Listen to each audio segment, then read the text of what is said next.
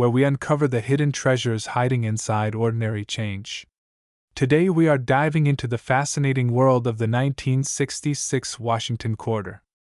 At first glance, this coin looks just like the ones you see every day. But what if I told you that certain 1966 quarters could actually be worth thousands of dollars and in some rare cases much more? Let's begin with a little history. The Washington quarter was first introduced in 1932 to honor the 200th birthday of America's first president, George Washington.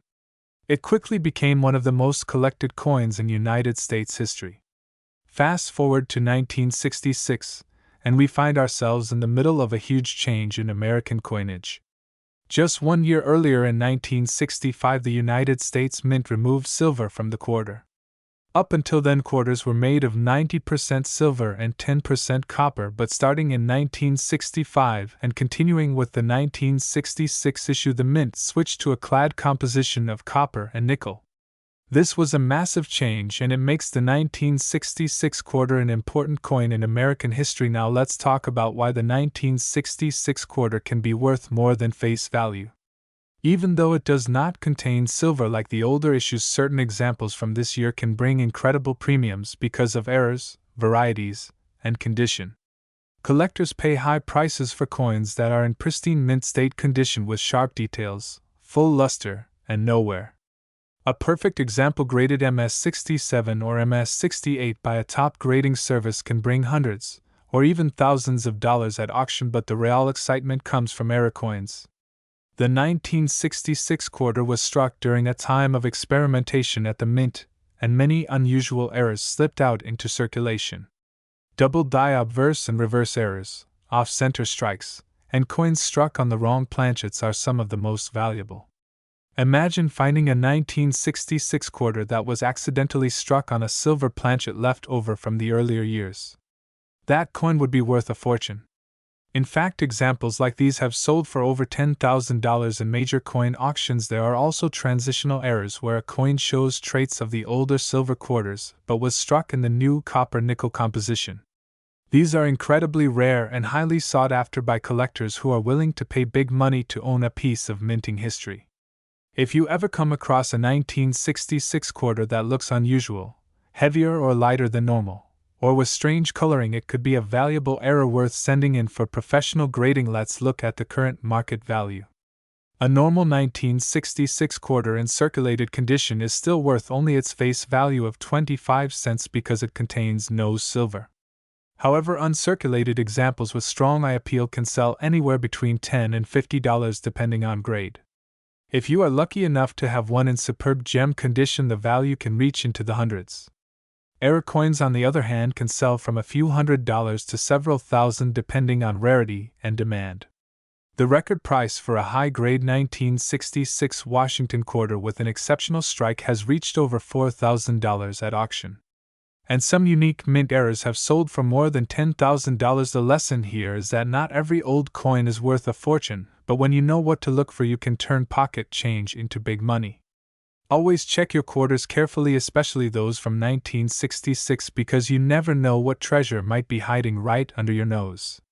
A small mistake at the Mint nearly 60 years ago could end up changing your life today, so the next time you go through your change jar, keep an eye out for Washington quarters from 1966.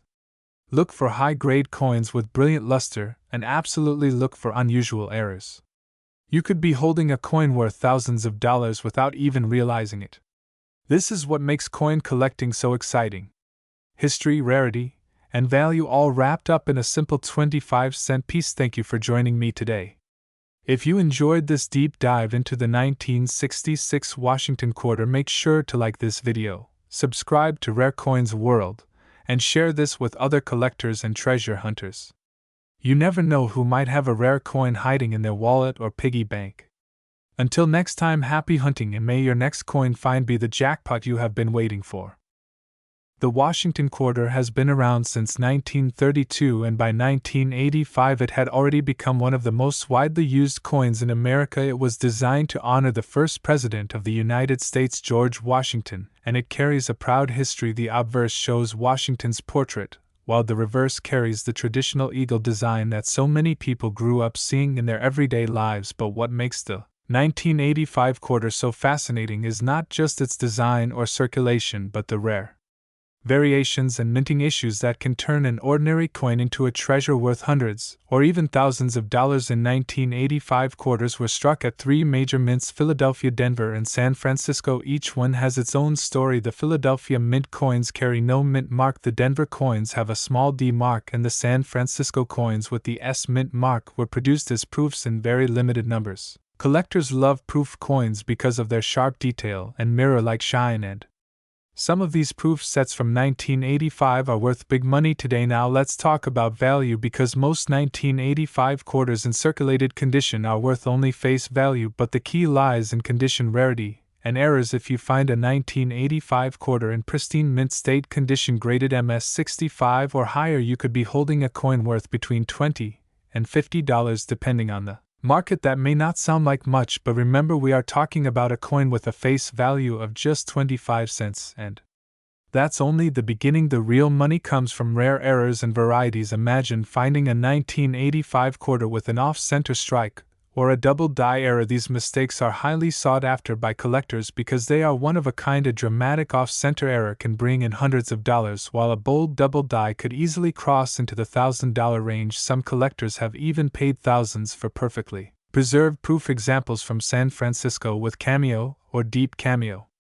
Contrast. What is even more exciting is the growing interest in vintage Washington quarters as more people discover coin collecting and as the demand rises for coins from the 1980s and earlier. The value of high-grade 1985 quarters continues to climb. That means the coin you find today could be worth much more tomorrow, and this is why collectors always say check your change carefully, because you never know what treasure you might be holding. Now let's look at today's current market value. In circulated condition, your average 1985 quarter will still be worth 25 cents, but if it's in uncirculated condition straight from a mint set, you are looking at anywhere from $3 to $10. For common examples, a coin graded MS66 by a professional grading service can sell for $100 or more, and MS67 coins can push past $500. The top known examples in MS68 condition have reached into the thousands, making them some of the most valuable Washington quarters from the mid-1980s. Proof coins, especially those with deep cameo contrast, have sold for anywhere between $50 and $500 depending on rarity